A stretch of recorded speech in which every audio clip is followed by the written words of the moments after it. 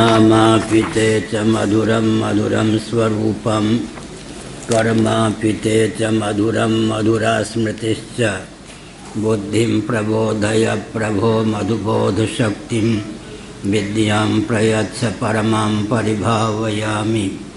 कोमलं कूजयन् वेणुं श्यामलोऽयं कुमारकः वेदवेद्यं परं ब्रह्म भासतां हृदये मम। कूजन्तं राम रामेति मधुरं मधुराक्षरम् आरुह्य कविता शाखां वन्दे वाल्मीकिकोकिलं। निगमकल्पतरोर्गलितं फलं शुकमुखादमृतद्रवसंयुतं पिबत भागवतं रसमालयं मुहुरहो रसिका भुवि भावुकाः। तृणादपि सुनीचेन तरोरपि सहिष्णुना अमानिना मानदेन कीर्तनीयः सदा हरिः। नारायणाखिलगुरो भगवन्नमस्ते शिवाय नमः शिवलिंगाय नमः। तन्मे मनः शिवसंकल्पमस्तु सर्वे भवन्तु सुखिनः। नारायण श्रीमद्भागवत सप्तम स्कंध प्रथम अध्याय।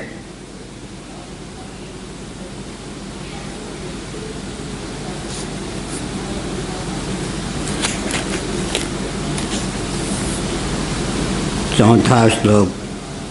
श्री शुक उवाच साधु पृष्ठं महाराज हरेश्चरितमद्भुतं यद्भागवतमाहात्म्यं भगवद्भक्तिवर्धनं गीयते परमं पुण्यं ऋषिभिर्नारदादिभिः। नत्वा कृष्णाय मुनये कथयिष्ये हरेः कथां। निर्गुणोऽपि यजो व्यक्तो भगवान् प्रकृतेः परः स्वमाया गुणमाविश्य बाध्यबाधकतां गतः। नारायण।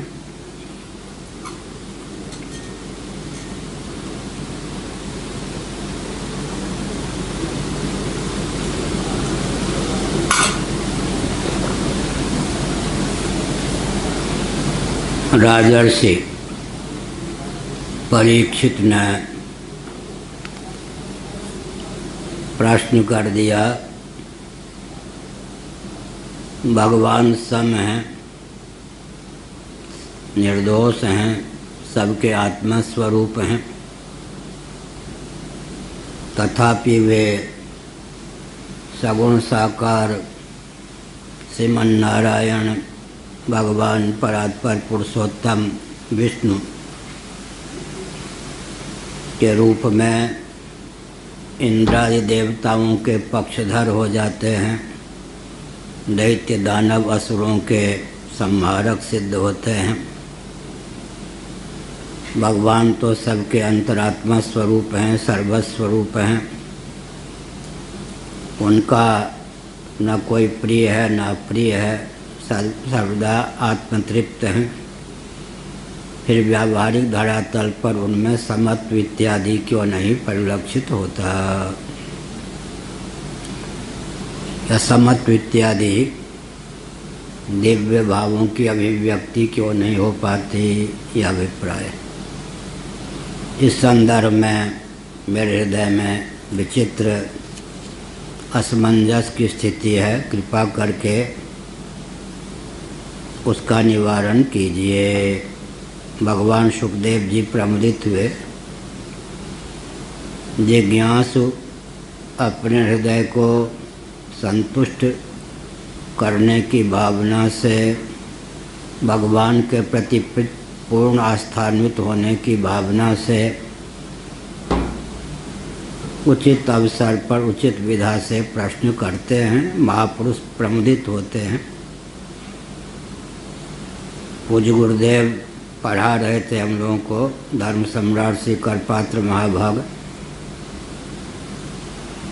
उन्होंने कहा कि नाखून के अग्रभाग पर नैयायिक वैशेषिक सांख्य योग के जानकार की दृष्टि से असंख्य आत्मा का सन्निवेश है। उनके मत में आत्मा विभु और असंख्य है, औपाधिक भेद न होकर स्वाभाविक भेद से संपन्न है। मुझे बहुत आश्चर्य हुआ। मैंने कह दिया, भगवान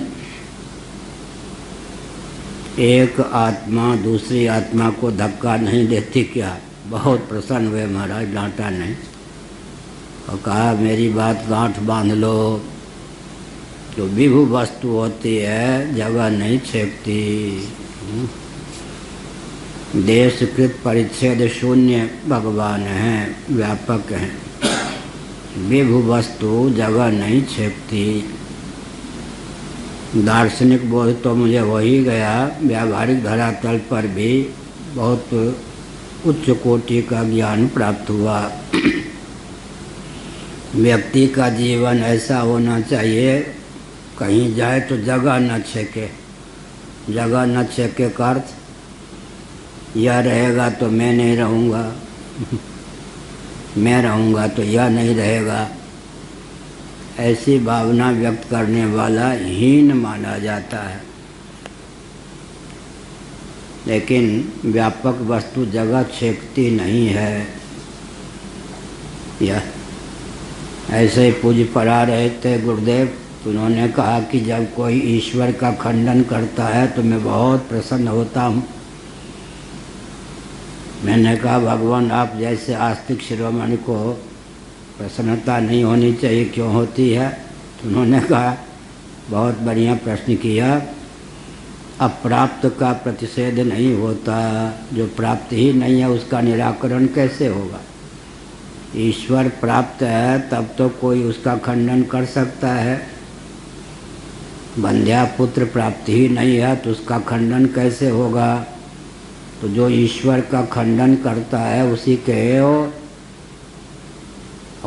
मैं बताऊंगा कि ईश्वर है तब उसका खंडन करते हो कि नहीं है तब खंडन करते हो। वेदांती भी जब जगत को मिथ्यात्व निरूपण करते हैं तो जगत का व्यावहारिक अस्तित्व तो मानते हैं। अप्राप्त का प्रतिषेध नहीं होता। ईश्वर का खंडन करने वाला एक प्रकार से ईश्वर का मंडन कर रहा है या नहीं?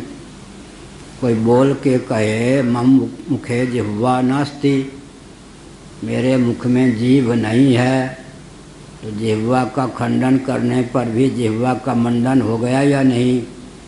भले आदमी यदि जीभ ना होती तो बोलते कैसे?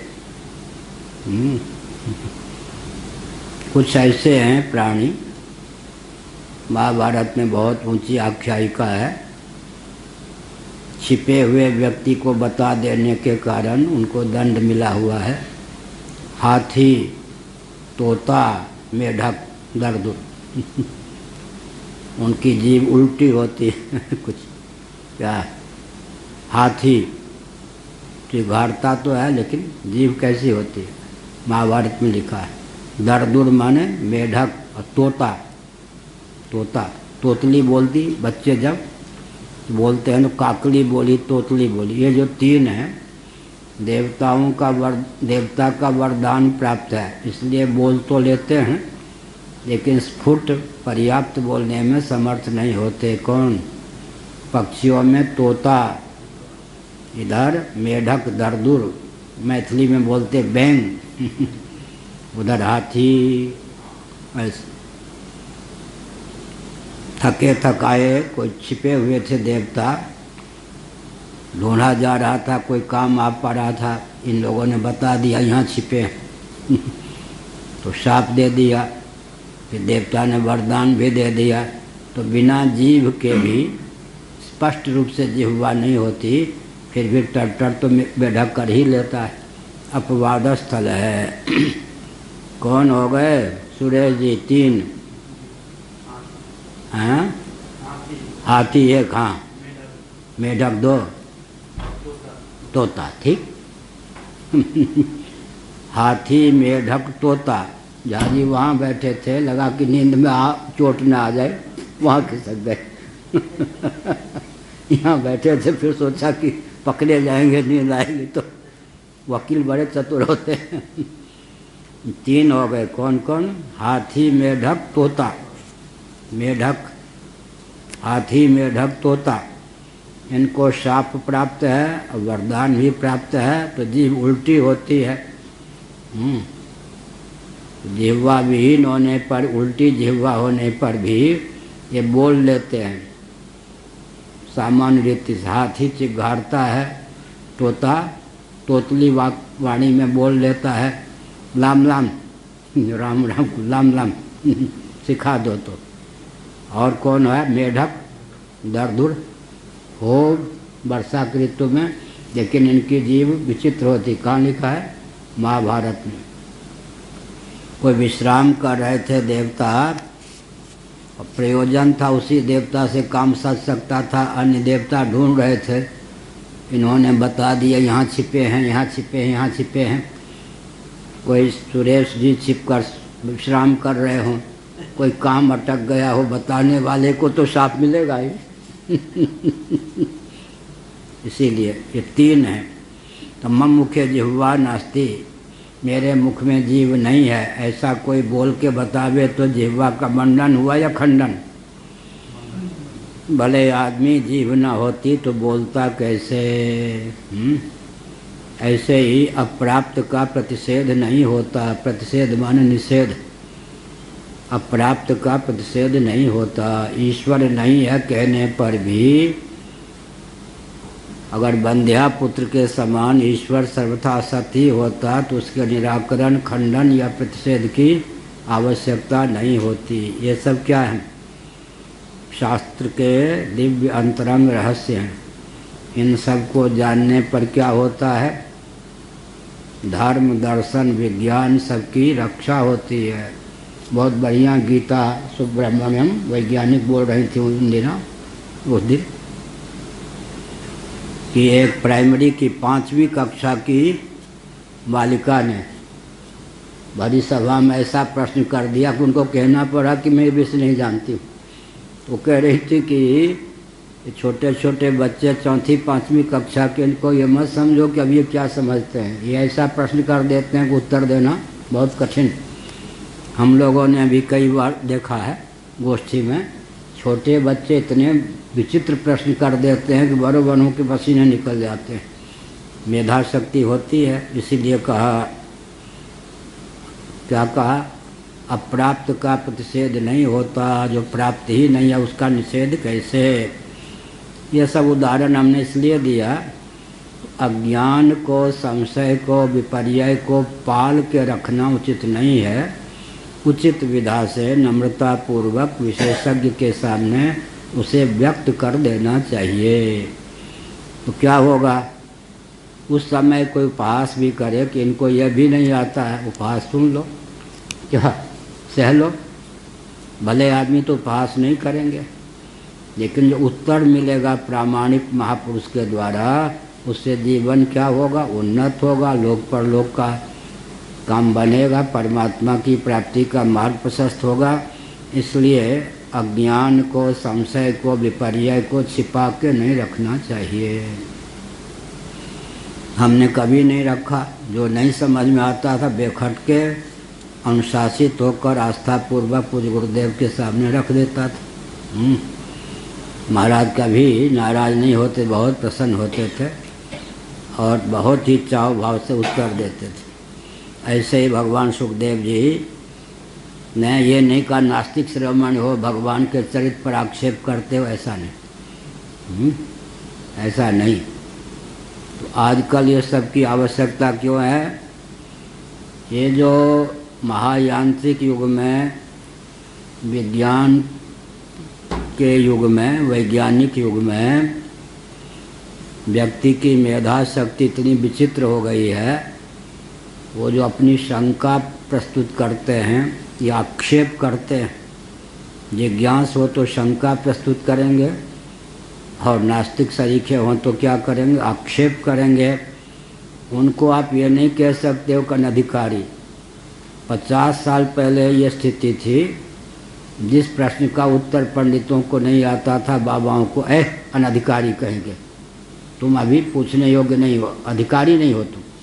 बेचारा चुप हो जाता था। आज किसी को आप कह देंगे तुम अधिकारी नहीं, वो नहीं मानेगा, वो समझेगा मूर्ख है ये, इसको प्रश्न का उत्तर नहीं आता। युग परिवर्तन हुआ है या नहीं? हाँ, पहले तो ऊंचे ऊंचे महात्मा इसी के बल पर अपना काम चला लेते थे। अनधिकृत हो, अधिकारी नहीं हो, नास्तिकों की तरह प्रश्न करते। एक दंडी स्वामी प्रकाशानंद जी थे ना, पूज्यपाद श्री ब्रह्मानंद सरस्वती जी महाराज से उन्होंने दंड लिया था, गढ़वाल क्षेत्र के थे। पूज्य गुरुदेव के ब्रह्मचारी रहे थे, भाव भावेश्वर मंदिर में प्रवचन कर रहे थे सन 72 की बात, पंचदशी पर प्रवचन के बाद उठे, मैं पीछे पड़ गया प्रेम से। मेरा स्वभाव था बचपन से जिज्ञासा, बड़ों के सामने मैंने ये प्रश्न, ऐ नास्तिक कहीं का अनंतकारी भक्त। अब सबकी आंखें तन गई, तो हमें तो प्रवचन भी करता था मैं कभी कभी, हाँ, सबकी आंखें तन गई, लेकिन मैंने मुस्कुरा दिया। तो हमने कहा आप ने हमको डांटा, कोई बात नहीं, तो आप कुछ बताइए तो क्या मुझे करना है? गुरुमुख से पंचदशी पर। हमने कहा अच्छी तो ये है, पहले तो काम चल जाता था। क्या? जिस प्रश्न का उत्तर ना आवे सामने वाले को डांट दो, ऐ अधिकारी नहीं हो, अनधिकारी।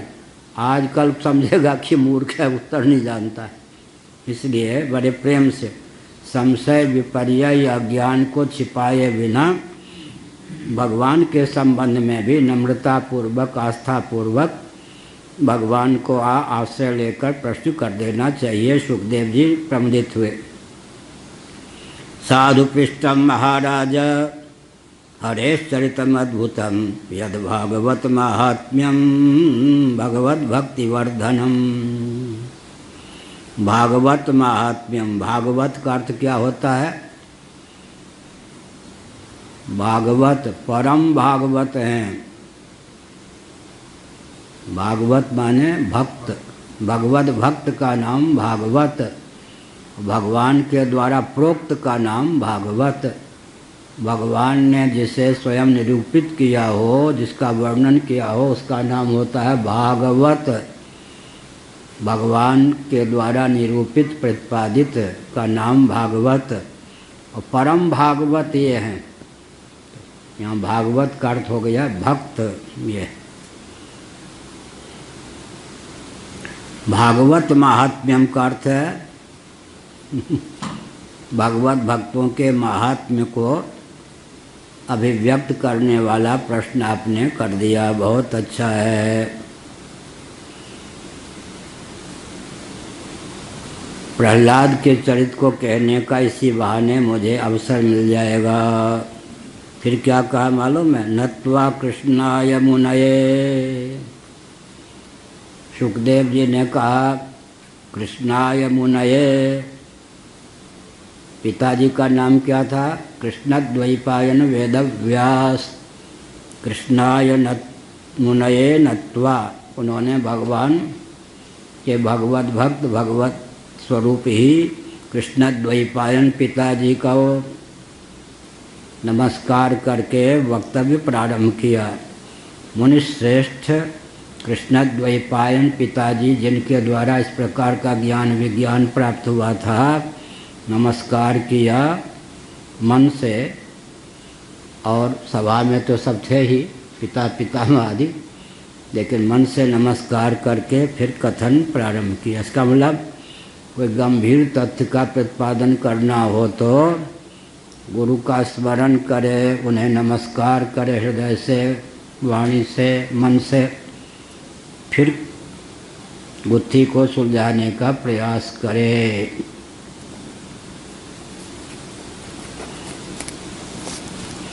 एक आ गया था कोई विचित्र व्यक्ति, 1-2 महीने या 15 दिन टिका अपने पास। वो क्या कहता था? ये गृहस्थ है। तो हमने कहा भले आदमी गृहस्थ है तो तुम गृहस्थ के बेटे नहीं हो क्या?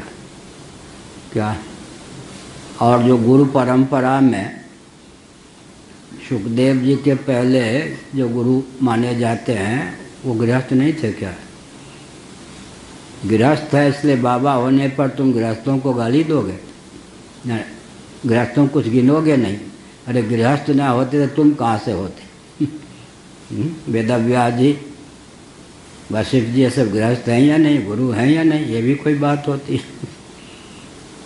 गृहस्थ ही ना होते तो सुखदेव जी भी कहाँ से प्रकट हो जाते भाई? इसलिए अपने गुरु स्वरूप और पिता भी वेदव्यास जी का स्मरण किया, नमस्कार करके फिर कहना प्रारंभ किया। नत्वा कृष्णाय मुनये कथयिष्ये हरे कथम। मैं अपने पिताजी कृष्णद्वैपायन वेदव्यास, कृष्णद्वैपायन वेदव्यास आकृति से कृष्ण वर्ण के थे।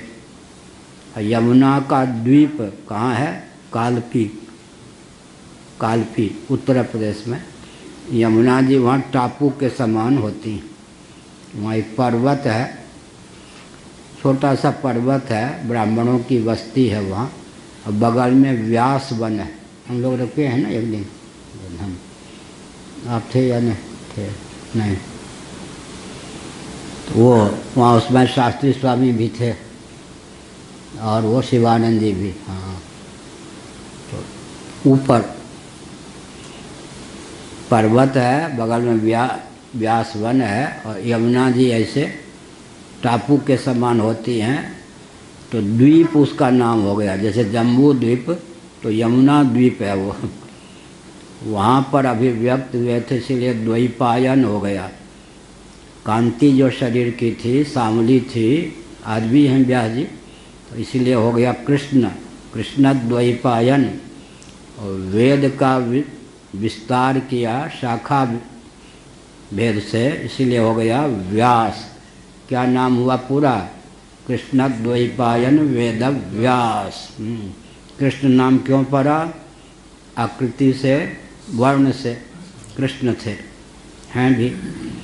द्वैपायन यमुना द्वीप में जन्म हुआ था, द्वैपायन। और फिर क्या हुआ? अब तो नेपाल के प्रधानमंत्री जो हैं, हाँ, राम जी को भी नेपाली, अयोध्या को भी नेपाल में। हमारे एक वक्तव्य का खंडन करने के लिए ये सब प्रकल्प उन्होंने चलाया। इतिहास और भूगोल को बदल देना उचित नहीं ना। इतिहास तो इतिहास है, भूगोल तो भूगोल है, उसको बदलोगे तो फिर आस्था के केंद्र बने रहोगे या अनास्था के केंद्र बन जाओगे। कृष्ण फिर द्वैपायन, वेद का व्यास किया। व्यास माने विस्तार। दो शब्द होते हैं, समास और विस्तार। समास माने संक्षिप्त, व्याकरण में भी समस्त पद होते हैं। समास माने संक्षिप्त, व्यास माने विस्तृत। वेदों का विस्तार किया, व्यास किया। वेद की शाखा मुक्तिकोपनिषद के अनुसार कितनी? 1180। सीतोपनिषद के अनुसार 1135। व्याकरण महाभाष्य सूत्र संहिता के अनुसार 1131। 1131, 1135, 1180 वेद की शाखाओं का वर्णन है। मुक्तिकोपनिषद के अनुसार 1180, सीतोपनिषद के अनुसार 1135, सूत्र संहिता और आजकल व्याकरण का जो महाभाष्य है उसके अनुसार 1131 वेद की 31। अब हम लोगों का बचपन का अभ्यास है 31, 30 होता है, लेकिन बचपन से याद है 31, 31 बोलना चाहिए। 31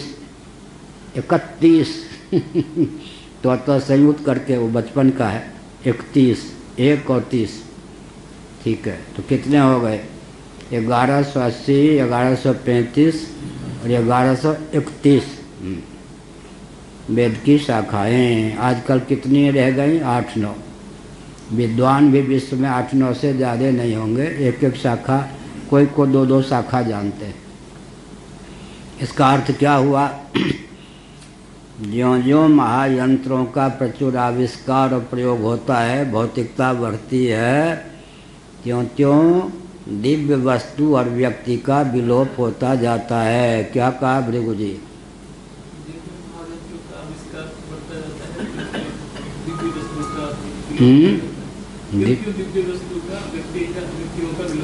भगवान के संकल्प के फलस्वरूप केवल बीज की रक्षा हो जाती है। अभी जितना महायंत्रों का प्रचुर आविष्कार और प्रयोग होगा उतना ही दिव्य वस्तु और व्यक्ति का विलोप होता जाएगा और दिव्य वस्तु भी अदिव्य होती जाएगी। पृथ्वी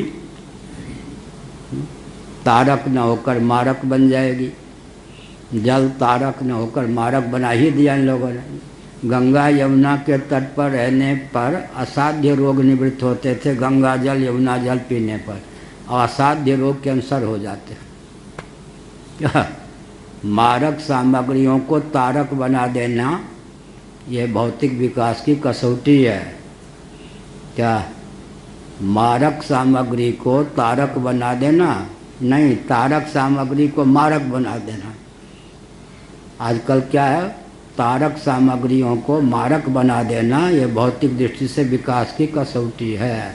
वो लोग क्या समझते हैं, मारक सामग्री को हम तारक बना रहे हैं उद्धारक, ऐसा नहीं। जो जो तारक सामग्रियां हैं उनको मारक बना देना ये भौतिक विकास का, जगे हुए व्यक्ति को सुला देना ये भौतिक विकास का मापदंड है।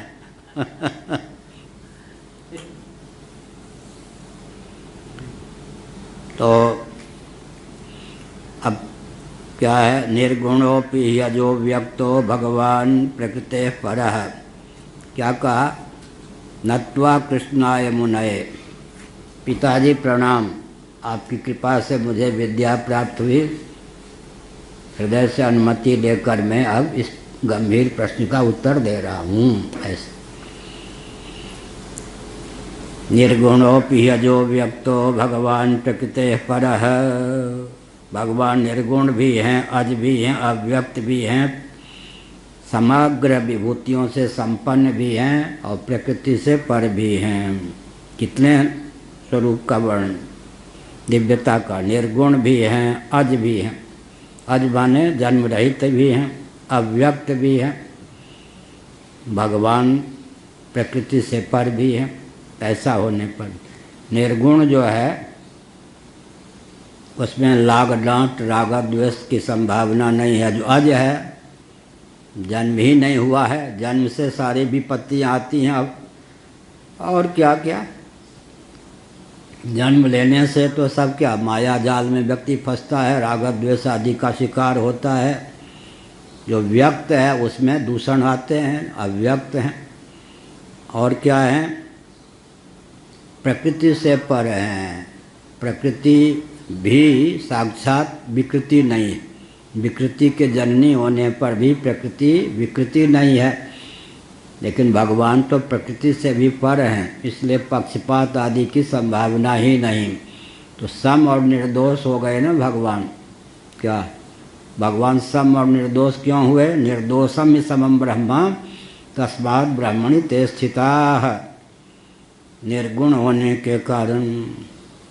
एक दिन बताया था ना रामचरितमानस, सुनहु भरत हम झूठ न कहीं, उदासीन तापस बन रही। भरत जी मैं झूठ नहीं बोलता। भरत जी को भी आश्चर्य हुआ, अप्राप्त का प्रतिषेध क्या होता है? अप्राप्त का प्रतिषेध नहीं होता। आप जैसे महापुरुष तो आपको सफाई देने की आवश्यकता क्यों पड़ी? तो कहा किसी को शंका हो सकती है कि बढ़ चढ़ के भरत की महिमा गा रहे हैं, ऐसा नहीं। सुनो भरत हम झूठ न कहीं, मैं झूठ नहीं बोलता। अब हेतु दीजिए। उदासीन हूँ। जो उदासीन नहीं होता, राग द्वेष से मंडित होता है, वो लोभ भय से आक्रांत होता, झूठ बोल देता है। तपस्वी नहीं होता, वो झूठ बोल देता है। संयमी नहीं होगा। उदासीन हूँ, तपस्वी हूँ। तपस्वी भी हो कोई, उदासीन भी हो, और महानगर में लोगों के बीच में रहता हो, तो भी झूठ बोलने की संभावना हो सकती है। वन रही, वन में रहता हूँ। 3 गुण बताया है। झूठ नहीं बोलता, इसमें हेतु कितने बताए। उदासीन हूँ, तपस्वी हूँ। उदासीन तपस्वी होता हुआ वन में रहता हूँ। कहा घी चुपड़ी रोटी ये सब की जरूरत ही नहीं, मालपुआ रबड़ी कंद मूल फल खा के रहता हूँ। अपना पराया इन सब से दूर रहता हूँ। प्रकृति के सन्निकट रहता हूँ।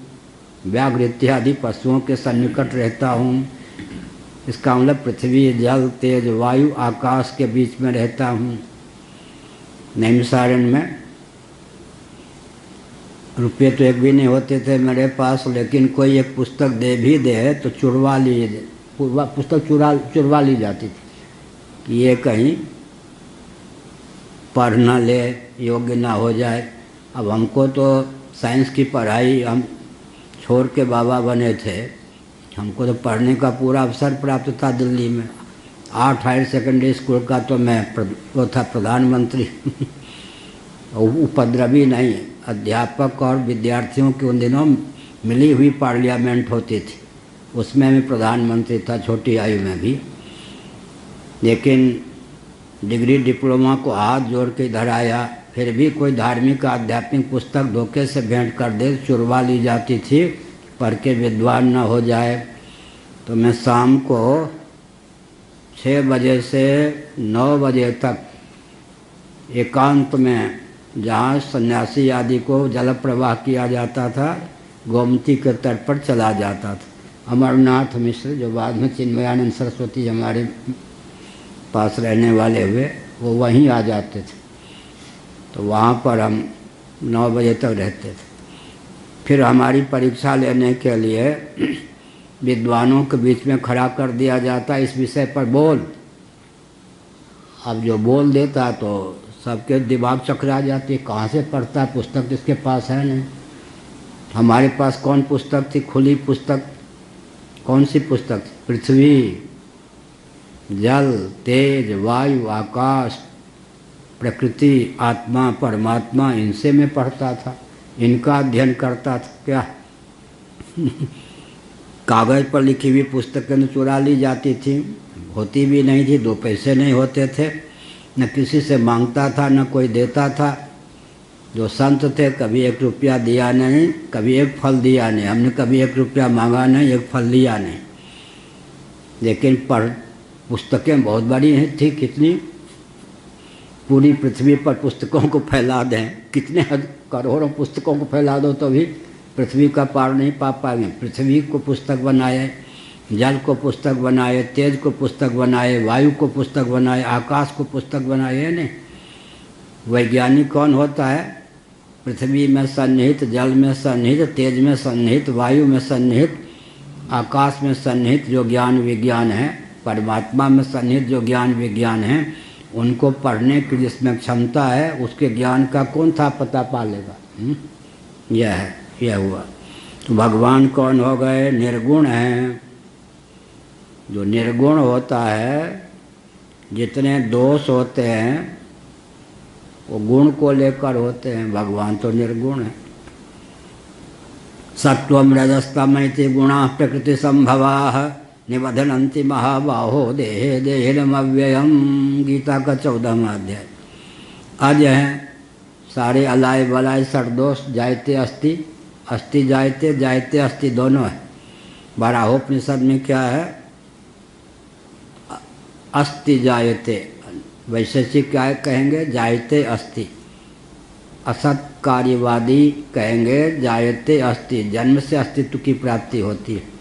और हम लोग क्या कहेंगे? अस्ति जायते, अस्तित्व है जिसका, उसका जन्म होता है। तो बारहोपनिषद में जायते को बाद में, अस्ति को पहले। वैशेषिक आदि कहेंगे अस्ति पहले, फिर जायते पहले, फिर अस्ति, जन्म से अस्तित्व की सिद्धि। लेकिन भगवान कौन है? अज हैं। जितने दोष आते हैं जन्म से आते हैं ना। भगवान तो अज हैं। और अव्यक्त हैं, अज हैं तो अव्यक्त होंगे ही। व्यक्त नहीं हैं। जो जन्मशील होता है और जन्मयुक्त होता है वो व्यक्त होता है, भगवान अव्यक्त हैं। जब आकाश व्यक्त होने पर भी क्या है, गंध से, रस से, रूप से, स्पर्श से रहित है, तो भगवान तो आकाश के भी आकाश, कौन से आकाश हैं? चिद्व्योम, चिदाकाश, अव्यक्त हैं। और भगवान है ऐश्वर्य की परिपूर्णता है, भगवान है ऐश्वर्य, सदैश्वर्य संपन्न है, ब्रह्म है, परमात्मा है, अद्वैत ज्ञान स्वरूप है। वदन्ति तत्तत्त्वविदस्तत्त्वं यद् ज्ञानमद्वयम् ब्रह्मेति परमात्मेति भगवानिति शब्दते। यत् अद्वयम् ज्ञानम तत्तत्त्वम् अद्वैत ज्ञान स्वरूप है, और उधर सदैश्वर्य संपन्न है। जो ऐश्वर्य संपन्न नहीं होता वो कुछ प्राप्त करने के लिए लोभ के वशीभूत होकर झूठ भी बोल देता है भय के वशीभूत होकर झूठ भी बोल देता है। प्रकृति परः, प्रकृति भी जब विकृति माने कार्यों से रहित है, विकार से रहित है, तो भगवान तो प्रकृति से भी पर हैं। प्रकृति पार प्रभु सब उर्वासी। इसका मतलब भगवान में कोई दोष संभव ही नहीं है। निर्दोषम ही समम ब्रह्म।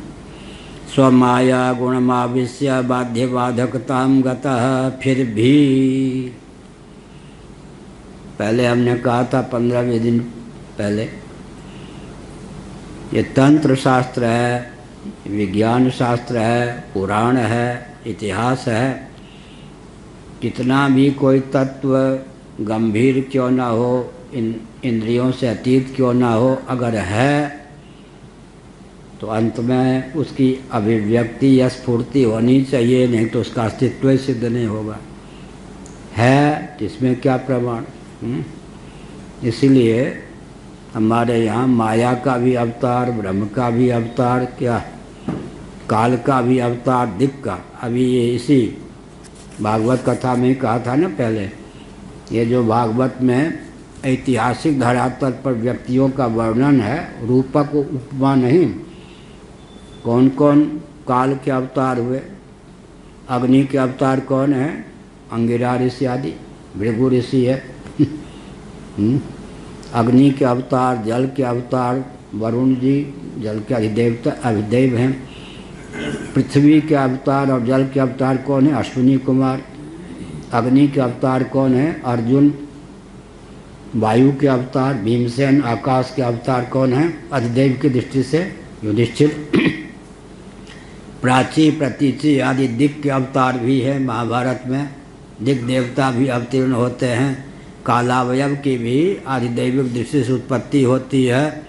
भगवान भी अपने यहाँ प्रकट होते हैं और माया शक्ति भी प्रकट होती है। अतीन्द्रिय पदार्थ जितने हैं और भूत, भौतिक में भूत जितने हैं, पंचभूत पृथ्वी जल तेज वायु आकाश, ये सब के सब अपने यहाँ अवतीर्ण हो जाते हैं। अधिदैववाद का जिसको ज्ञान प्राप्त नहीं है या अधिदैव में जिसकी आस्था नहीं है, वो फिर ऊपर क्या पहुँचेगा? अधिदैव से ऊपर कौन हो गया? जीव। विषय करण सुर जीव समेता सकल एक थे, एक सचेता सबकर परम प्रकाशक जोई, राम अनादि अवधपत सोई। जीव क्यों पर है? जीव ही कर्म उपासना के प्रभाव से कोई देवता बनता है। हम लोगों में सबसे ऊंचे देवता कौन है? हम लोगों के यहाँ ब्रह्मा जी। बृहदारण्यक उपनिषद। ब्रह्मा जी के पद पर जो आज हैं, कल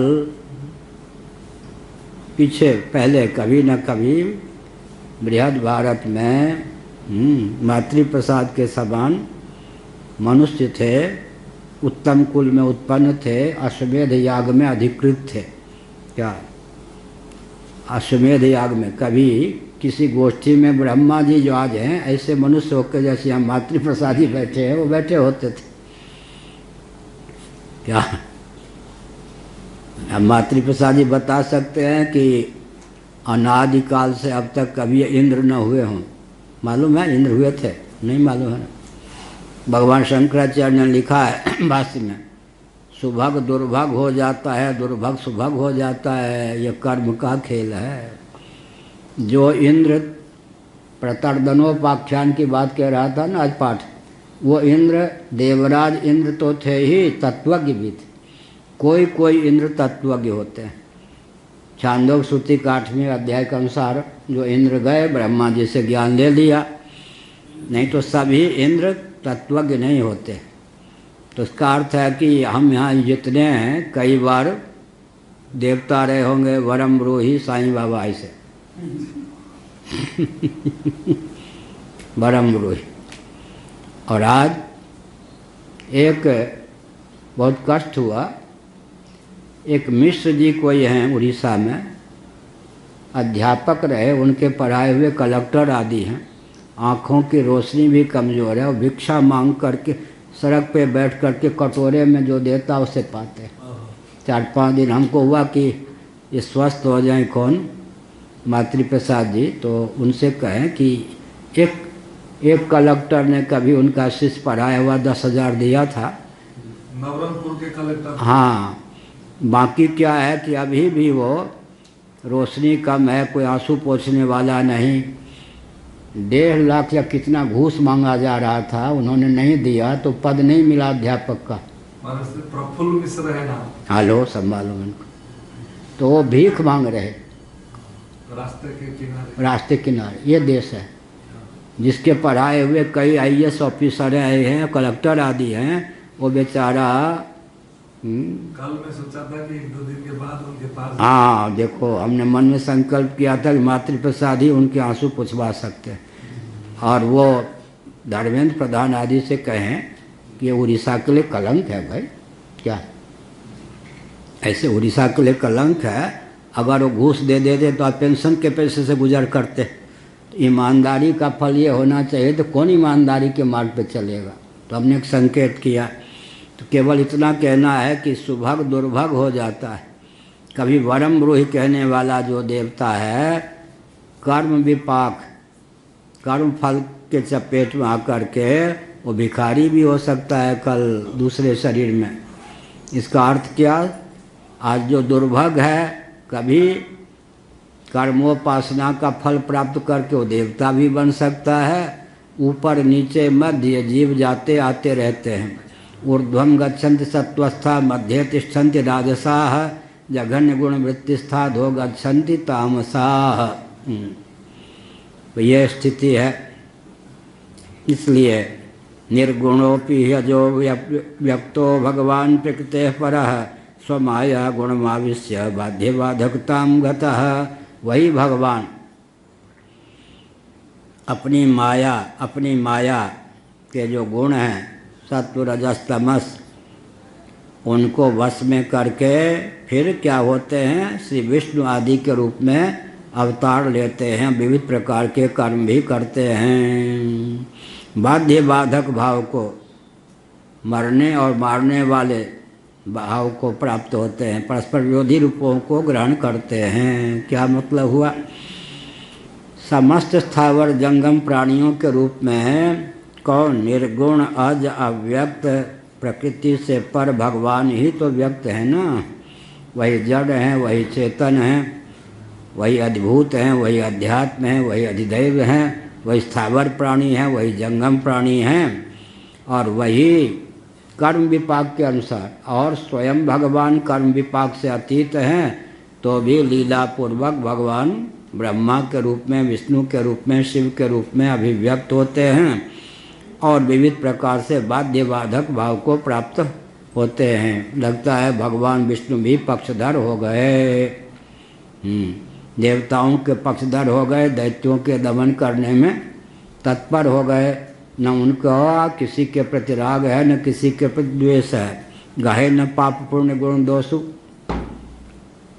सत्वम रजस्तम इति प्रकृतिर्नात्मनो गुणाः। लेकिन भगवान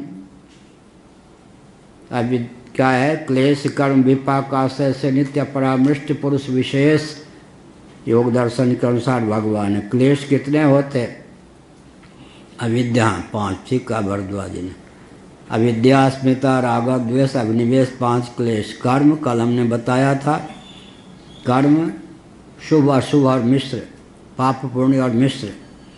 मिश्र ब्राह्मणों में जो मिश्र होते हैं उसका अर्थ क्या होता है? श्रौत स्मार्त दोनों पद्धति से कर्म करने वाले। मिश्र माने पाप पुण्य मिला हुआ नहीं, मिश्र का अर्थ होता है श्रौत स्मार्त। हाँ, ये भी मिश्र परिवार के ही रहे हैं तो पाप और पुण्य जो है का मिश्रण से मिश्र नहीं बना यहाँ पर। श्रौत स्मार्त उभय विधि से कर्मकांड का संपादन करने वाले जो होते हैं वो मिश्र हो गए। ये कौन? ये भृगु जी। अच्छा, बहुत बढ़िया। मिश्री खाते होंगे ज़्यादा मिश्री अच्छी लगती होगी। हाँ, ये बात, मिश्र और मिश्री ना अच्छी लगे कैसे? तो मिश्र, और हमारे आपका जो हम लोग भी हैं मिश्र, सब जो मिश्र सरनेम टाइटल वाले नहीं है वो सब मिश्र हैं। क्यों? ऊर्ध्वम गच्छन्ति सत्वस्था, मध्ये तिष्ठन्ति राजसाः, जघन्य गुण वृत्तिस्थादो गच्छन्ति तामसाः। पुण्य की प्रगल्भता होती है तो ऊर्ध्वलोक में जाते हैं, पाप पुण्य दोनों के योग से मनुष्य बनते हैं। हम सब मिश्र हैं, कोई झा, त्रिपाठी, द्विवेदी कुछ नहीं, सब मिश्र ही मिश्र हैं। उपाध्याय मिश्र हुए या नहीं? क्यों मिश्र हुए? शुभ और अशुभ, पाप और पुण्य दोनों लगभग सम होते हैं तब मनुष्य शरीर की प्राप्ति होती है। तो सब मिश्र ही हैं। कहने को कोई त्रिपाठी है, कोई उपाध्याय। आप प्रसन्न हो गए। कौन? निकेश उपाध्याय है। हाँ, तो वही कोई उपाध्याय को कुछ, सब रहने दो, सब के सब मिश्र हैं मिश्र क्यों हैं? मिश्र होते हुए कोई त्रिपाठी, कोई उपाध्याय, कोई द्विवेदी। हाँ, मिश्र क्यों हैं सब? अरे मनुष्य है ना। मध्य तिष्ठन्ति राजसा, शुभाशुभ कर्म दोनों लगभग सम होते हैं तब मनुष्य। अशुभ कर्म की अधिकता से अधोगति प्राप्त होती है, ऊर्ध्व कर्म के प्रभाव से, ऊर्ध्व पुण्य के प्रभाव से देवता आदि बनते हैं, और दोनों के मिश्रण से मनुष्य शरीर प्राप्त है। भले ही कोई त्रिपाठी द्विवेदी हो, हम तो कहेंगे सब मिश्र ही मिश्र हैं वो कौन है? नारायण झा मिथिला में। कोई ऐसा महापुरुष नहीं छोड़ा जिसको मिथिला का न बना दे विचित्र ब्राह्मण। हाँ, जैसे वो कौन है, नेपाल के प्रधानमंत्री राम जी को नेपाली बनाएंगे, अयोध्या को नेपाल में सिद्ध कर देंगे। ये कि हमारे नारायण झा हमसे आयु में बड़े होंगे, 10 साल लगभग बड़े होंगे। हम उनके पास कभी कभी गणित का प्रश्न सुलझाने जन्मभूमि में जाते थे। वो ये जानते हैं, कलकत्ता को तो मिथिला वाले घर समझते हैं, दिल्ली को, पुरी को समझते हैं विदेश। माने कलकत्ता तक तो उनके लिए मुट्ठी में है, पुरी उनको लगता 7 समुद्र पार है। वो एक धारणा बन गई है। दिल्ली और कलकत्ता को तो घर, क्योंकि बचपन से सब भगते हैं नौकरी। बम्बई भी कोई बात नहीं, उनके लिए घर ही है। बम्बई में भी, दिल्ली में भी, कलकत्ता में भरे हैं। हम पूरी उनके लिए लगते 7 समुद्र पार है वो क्या कहते हैं, मिथिला की सीमा के बाहर कोई नहीं। याज्ञवल्क्य ये सब जितने ऋषि मुनि हुए सब, और नेपाल के प्रधानमंत्री तो राम जी को भी नेपाली सिद्ध किए बिना नहीं रहेंगे। अब अयोध्या भी नहीं बनाने जा रहे। एक अयोध्या में काम किया मोदी जी ने, और एक वो ओमी, क्या नाम है, ओली जी अब एक अयोध्या बनाने जा रहे। कहाँ पर? अब उत्तर प्रदेश में गौतम बुद्ध नगर में रावण की जन्मभूमि मानते हैं। तो रामलला जब अयोध्या में ये सब हुआ ना, मोदी जी ने किया, तो रावण की जन्मभूमि में भी खूब राम जी का उत्सव मनाया गया, अखबार में आया था। रावण ऊपर कहाँ के थे? रावण यहाँ के थे क्या? मर्तलोक के? कहाँ के थे? अरे हिरण कौन, कहाँ के रावण थे? जय विजय के अवतार परंपरा में उनके पिता ये सब कौन थे? उत्तम कुल पुलस्त्य नाती। अब वो कहाँ के थे जी? हिरण्यकशिपु। साक्षात कौन? कश्यप और अदिति यहाँ की। कहा है मर्त्यलोक में जाकर भूतो आगे आएगा, उपद्रव करो, जो कुछ भी।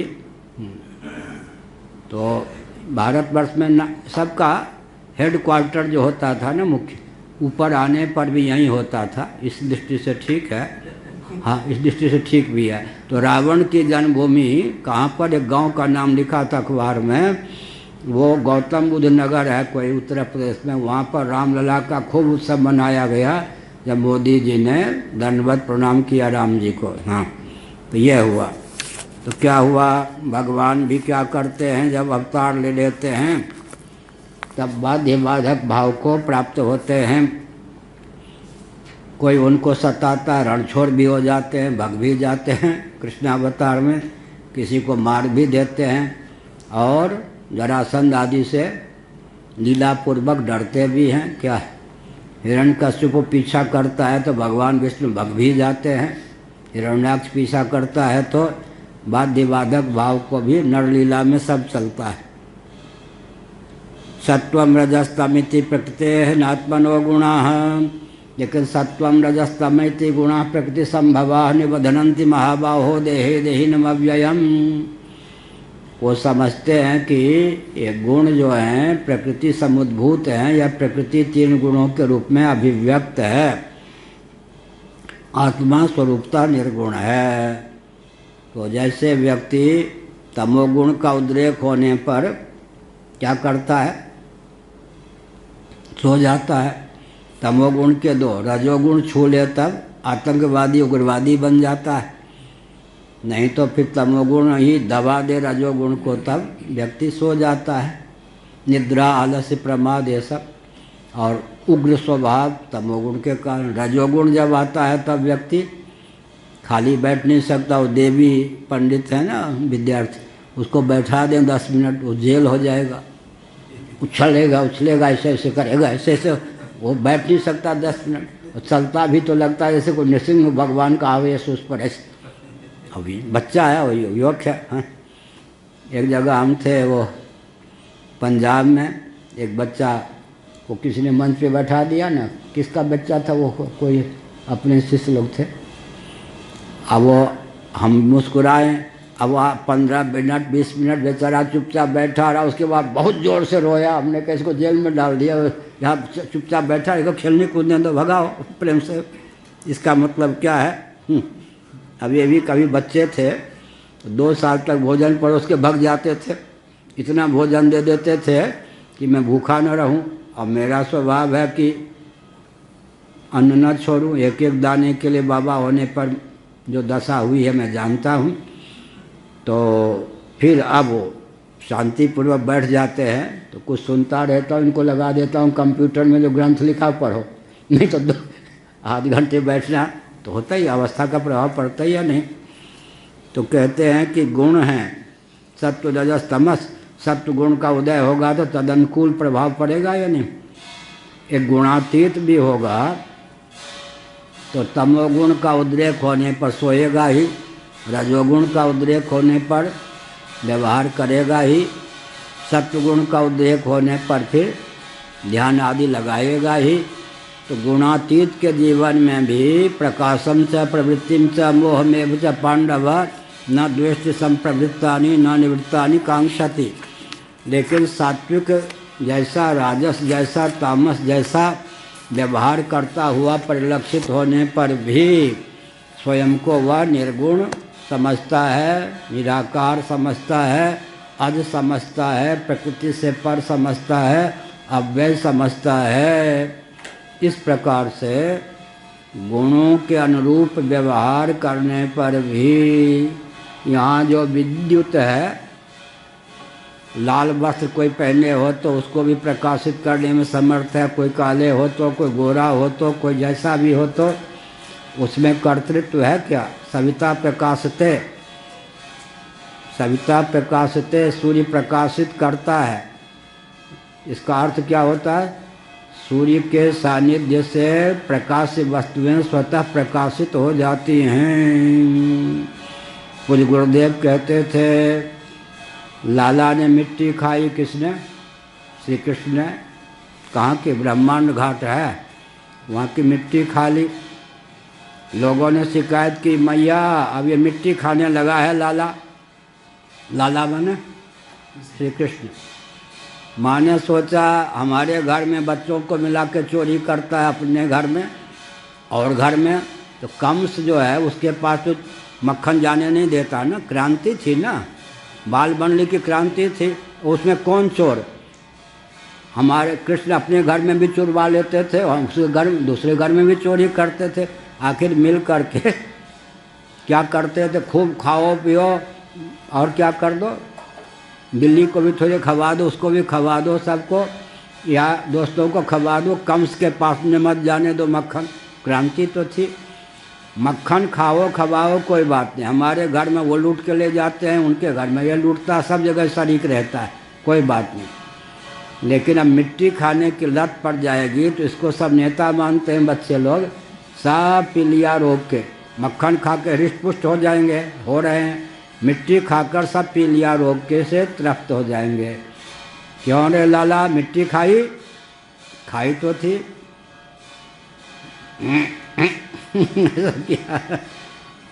भागवत में सबसे पहला वचन भगवान का नंद नंदन के रूप में कौन है? ना हम भक्षितवान अम्बा, झूठ बोलने से ही बोलना शुरू किया है। वृंदावन में जो भागवत की कथा कहता था, मैं कहा भागवत के 10वें स्कंद में नंद नंदन के रूप में भगवान का पहला वाक्य क्या है? ना हम भक्षितवान अम्बा, मैंने मिट्टी नहीं खाई। ये सब बच्चे झूठ बोलते हैं, ऐसे खाई तो थी। बच्चे झूठ बोले तो अच्छा ही है। दूसरी बात क्या है, भगवान में भोक्तृत्व आदि है ही नहीं। तीसरी बात क्या है, भगवान के बाहर पृथ्वी है या अंदर? कहाँ है? बाहर से भोजन किया जाता है तो भोजन किया हुआ माना जाएगा या अंदर? भगवान कभी भोजन करते नहीं। भोज्य पदार्थ तो विराट स्वरूप के अंदर ही है ना। अपनी दृष्टि से सब ठीक बोले, लेकिन मैया ने का मुँह खोल, मिट्टी तो खाई थी। अब क्या करें, पोल पट्टी खुल जाएगी। तो हमारे पूज्य गुरुदेव कहते थे, मातृ को परविरश्मि के पढ़ते ही अनिच्छन्नपि भगवान के मुख कमल खुल गए। मातृ को परविरश्मि, क्या शब्द हुआ भरद्वाज जी? मातृ को परविरश्मि, माता यशोदा के क्रोध रूपी सूर्य की रश्मि पड़ते ही भगवान के जो मुख कमल थे न चाहते हुए भी विकसित हो गए। तो भगवान ने सोचा पिटाई होगी। पिटाई से बचने के लिए फिर क्या किया, विराट स्वरूप दिखा दिया। माँ ने समझा किसी की नज़र लग गई है। ये सब इसका मतलब भगवान भी व्यवहार में सत्व रजस तमस के अनुरूप व्यवहार करते हुए परिलक्षित होते हैं, लेकिन अपने निर्गुण स्वरूप का उनको बोध रहने के कारण न वो सात्विक होते, न राजस न तामस। नारायण अखिल गुरो भगवन् नमस्ते शिवाय नमः, शिवलिंगाय नमः। तन्मे मनः शिव संकल्पमस्तु, सर्वे भवन्तु सुखिनः।